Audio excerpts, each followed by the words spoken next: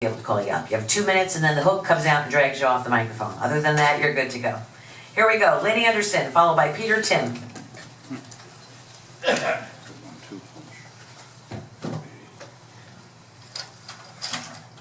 evening, everyone. Happy New Year to all of you. I want to thank the legal department here at the city for answering a couple of questions I had, and sort of answering them. But I was also wondering about if the attorneys agreed on a future court date on the Heights situation. I know that was canceled in December, and we haven't heard anything more about that, and I believe you have to come up with some kind of new date and get in touch with Judge Marks on that, from what I understand. Also, I'm really happy that you're not going to renew the Street Outdoors LLC lease, and that's going to be part of the blight that will be now gone from our city, finally. That's a really good idea. And I think that's about it. Other than the P&Z and the historic board, you're going to have them approve now of these murals. And I'm just wondering why it doesn't come before the commission anymore. Because they're not elected people. You know, I would think it should come before the commission for a final decision. So I'd just like to speak to that. Thank you. Thank you. Mr. Tim, followed by Loretta Sharp. Peter Tim, yes. First, on the last commission meeting, I didn't get a chance to talk on the consent item because my 2 minutes ran out, so I'll do it tonight. Resolution 66 of 213 declare the purchase of food for certain events to be a public purpose. Now we're going to feed people food at these places. I'm glad this commission is so rich that we have so much money that we can just throw it away and invite people and give people picnics. And you mentioned 25 events that you think you should put food on for these people.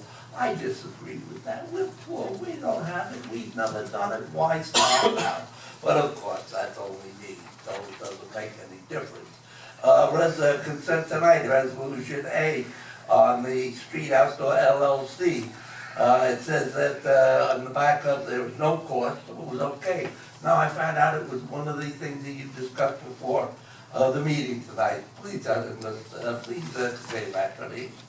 And C, authorize the city manager to execute standard mural removal agreements. The city can have the property owner remove it, or if not, then the city can remove it and bill the property owner. You know what we have collected from everybody? Very bad. Absolutely none. I don't think we're going to collect from anybody that isn't going to do it by themselves.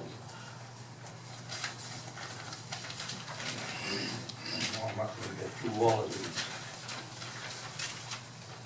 Item E, Amendment 2 to the State Revolving Fund Loan Agreement for the reverse osmosis water treatment.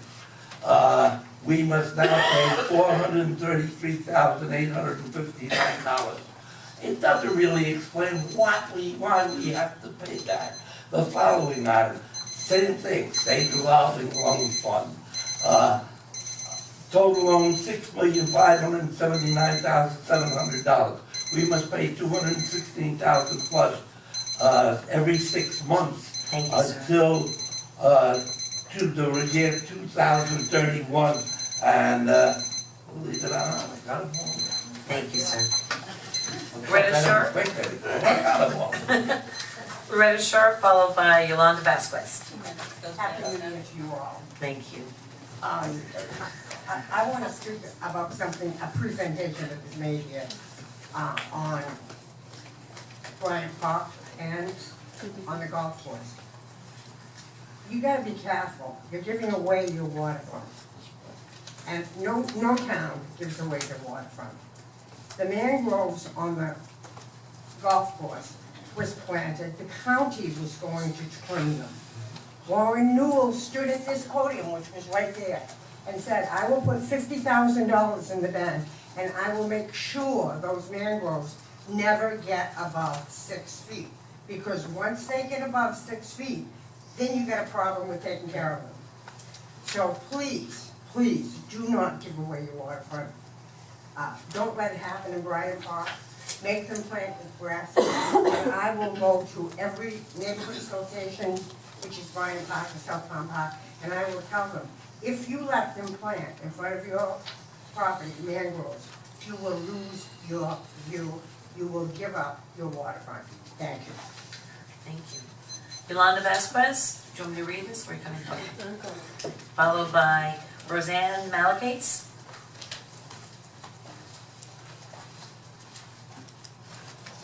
Hi, Yolanda Vasquez, 500 block of South D, and I wanted to discuss with you some of the concerns with lighting in our Royal Poinciana district. I'd like to first thank the commission for working on some things that I've heard were in the works, and I appreciate it. And I want to thank PBSO for making it, getting there so quickly. Hopefully everything works out and we can get the lighting that we need in that area. 500 block of South T is very dark, and it's the gateway to 6th Avenue, and it's also the gateway to our city. Second, I had just so happened to know Mr. Romano, Mr. Swiger, and Mr. Rosser. I worked for the school district for 10 years. I was hired at Lake Worth High School in 2004. I was the principal secretary, and guidance, records, and a lot of other positions. Most of the things that happened with Trojan House were due to the fact that change of administration didn't allow certain people to take charge of certain things that were happening. Between Emma Meehan, who was the former principal there, leaving, Dr. Ian Salzman was appointed. The whole focus of Lake Worth High became to raise our letter grade. Nothing to do with Trojan House ever came back up. It wasn't really Lake Worth High School. It was the direction of the district and central area. We shouldn't blame Mr. Romano, rest in peace, he's dead, and Mr. Swiger, who's also dead. They did the best that they could, and I just wanted to point that out, because it's difficult to hear something that you know something about, and just I think it's pretty important that the kids are taken care of, and that's it. Thank you. Thank you. Roseanne Malacates, am I pronouncing it correctly? Thanks. No? Okay. All right, Commissioner comments? Vice Mayor? Yeah, I do want to ask Mike, I know Yolanda was here a couple of months ago talking about the lighting, and I think we asked for some assistance down there. Where are we on that? I know in the staff meetings I've had specifically about lighting in general, this particular area did come up. I don't have a report on where we are right now with her specific block, but lighting that was up before storms that's not working, anything like that, we're trying to make sure we've caught up all those issues. And then there's also some cases where lighting has been turned off because it was private lighting that we installed, but it was on somebody's bill. So we're having, like everything in Lake Worth, everything gets to be a little more complicated when you start going to the next level. So it's on staff's work list. We understand the sensitivity, and I'm specifically, no specific areas is being considered right now. So I don't have a report other than that. Do we follow? Just one quick, in reference to lighting, parking lot there across from the post office. Yes, sir. Before your tenure here, we had talked about the possibility of taking the old lighting from the beach and bringing it over here. Obviously, that didn't happen, but it's a real issue for employees and staff of the downtown when they're going home at night from a security perspective. So if we could, while you're dealing with this lighting issue, maybe you could look into that. I'll give Ms. Vasquez the lights for that. Yeah, I'm quite sure the old beach lights are long gone. Okay. One of the things, Ms. Anderson, I'm sorry, Mr. Tresidia, could you answer Ms. Anderson's question in regards to the follow-up on the court date? When she indicated the judge, we had a hearing scheduled sometime in later December, and the judge's office called a little bit before the hearing and canceled because the judge had a conflict. And as far as I know, it's not been rescheduled. I'll look into, where we are with that, but usually got to get on the judge's calendar again. That's usually a 6 to 8 week process to get back on the calendar. Okay. And Mr. Tam, when you were talking about food, putting food out, we don't have to pay for that food, or Mr. Well, City Manager, would you please explain the difference? There are times when, and I'll use an example, when we had the centennial, we bought a cake. And everybody partook of the cake and we had some drinks. We didn't have a policy in place that said that that was okay to use city funds for that food. This policy, really in coordination and working with some of the issues that the Inspector General at the county level had dealt with, I think the city of Wellington, they got in trouble for that because there wasn't a clear policy. We're not changing our practice, honestly. We're creating a policy that reflects that, yes, there is a public purpose for us to be allowed to buy a cake for a celebration. And that's really not changing what we've been doing, I hate to say that, but it's y'all saying, we've considered this, there is a public purpose. We're not going out and feeding groups of people and whining and dining. That's the impression you're gonna get there. Okay, and then also Loretta, Ms. Sharp, the county going to, she stepped out of the room. Well, one of the things I wanted to say about that was progress earlier with that presentation that we had, because they had initially come before us, and the people living on the golf course, on the intercoastal and whatever, and we were told and promised that, hey, we're gonna help the environment do this, but we're also gonna make sure that we trim them. That was one of the promises that were made, and I think there was a reference to that promise that was made, and to keep that intention of it is that they were going to trim them, and some of them weren't, and then they get to a certain point, whatever. So I think that there's progress being made by planting those grasses in some of those areas, and going back to what was initially proposed, which is of, hey, we'll do what we need to help the environment, but you're gonna maintain these things and keep them down so we don't lose, our access or our view or whatever it may be. And that's something that I think that we've got understanding on now, based on that earlier presentation, so I'm very pleased about that. Commissioner Amoroso? You've answered all my questions. Okay. Commissioner Zerdy? Yeah, just one last thing, I know it's gonna come up in this Steinhardt item, but as far as the placement of mangroves, if they don't necessarily have to be right up against the seawall, so that's foreshortening in your face, it could be off in a distance. A lot of that water is very shallow in there as well and could sustain that. I know we were looking at getting some depth charts made, more updated depth markings on there, as well as across the other side. So there's probably some very good locations that those can be part where more fish, more habitat could be more useful and not be like a hedge along the seawall. So that's the main thing I think we're concerned with. I think the grass is a great substitution for us. Okay. Commissioner McBoy?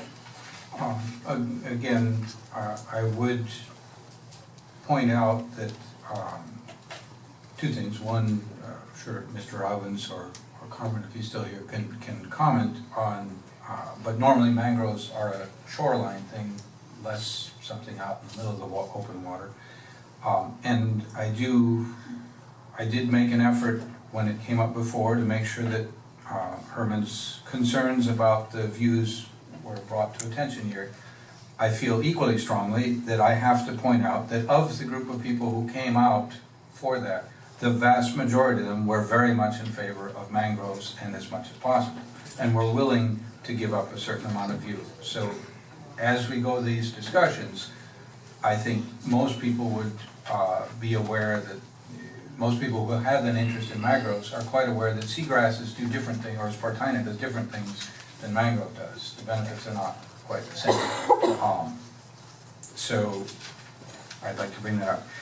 The other item, Ms. Anderson brought up the point of a specific question about heights and court dates and so on. I think more generally what she might have been asking about is something that we have not really discussed much in quite a while, but I think it's pretty important to remember that this community, less than a year ago, had a major election regarding their feelings about building heights. We're not going to go back and revisit this, please. Hold on. Point of order. I'm sorry, Mayor, I will not be closed down on that. We were asked about a court date. That was the item that was answered, and I called But point we of order have on a it. responsibility to our citizens. There's no reason for you, this is not the time nor the place. This is I- public participation of non-agended items, and the item was Did we have an update on the court date? We addressed that. This is not for you to go stand on a soapbox and tell us how you feel about a certain issue. I'm sorry, this is neither time nor place. I'm sorry, but I have a question for the attorney that I would like to raise. Okay. And I do have a responsibility when an election happens in a community. As an elected official, I have been given a piece of information about the will of that community. And I have a responsibility to do my best to make sure that that will is in fact... Who brought up an election? What does that have to do with anything? That's a pretty important way in a democracy for a community to express its wishes. And that needs to be honored in some fashion. The question that I have for our city attorney is,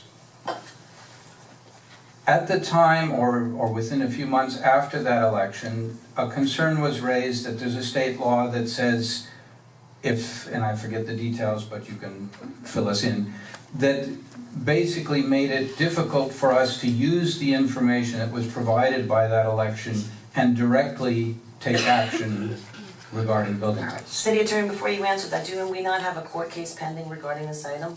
We do. Are we allowed to discuss this in this forum? I haven't asked my question. I just want to make sure that we're not violating anything in regards to the lawsuit, so forgive me. It's my job. I will, if there's a question, I'll try to put the answer in a very general kind of way, because I don't want to do anything that will impact the lawsuit. You know, and depending on the question, I'll try to answer it, but it may be kind of a more general answer. Okay. Okay.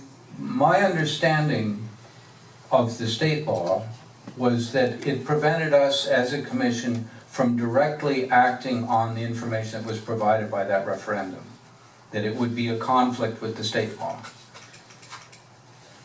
The question that I have is, do we as a commission have other options, whether it be by changing our land development regulations or by enacting other ordinances or doing other things, to take that information that was provided by our voters and try to incorporate that somehow into our governance? Do we have other options that would not be in conflict with the state law? Well, again, I just opened that file, which is 6 months old, so this is, take this with a grain of salt, but I thought I remember about 6 months ago a similar conversation. We had this discussion already. Right, and I think the comment was with Vice Mayor Maxwell and yourself that there is a possibility of going through the whole amendment process. I think William was here and he discussed that. I don't remember the details of it, but the short answer is yes, there's a process to go through, like when you normally amend a comprehensive plan. You go through the process and have quasi-judicial hearings and all of that. So there is a potential process. Again, I'm fuzzy on the details now because it was 6 months ago. But 2 years. more 2-year process, correct. So it was a long-term process, but there is a process that could be begun. And that would not be in violation of state law? Probably not. Again, I'm being vague because it's a thing I haven't thought about in months. Mhm. But you know, obviously we try to craft a solution that wouldn't violate any state laws. Okay. All right, let's go back to the agenda. Thank you. We've got approval of minutes. I'll entertain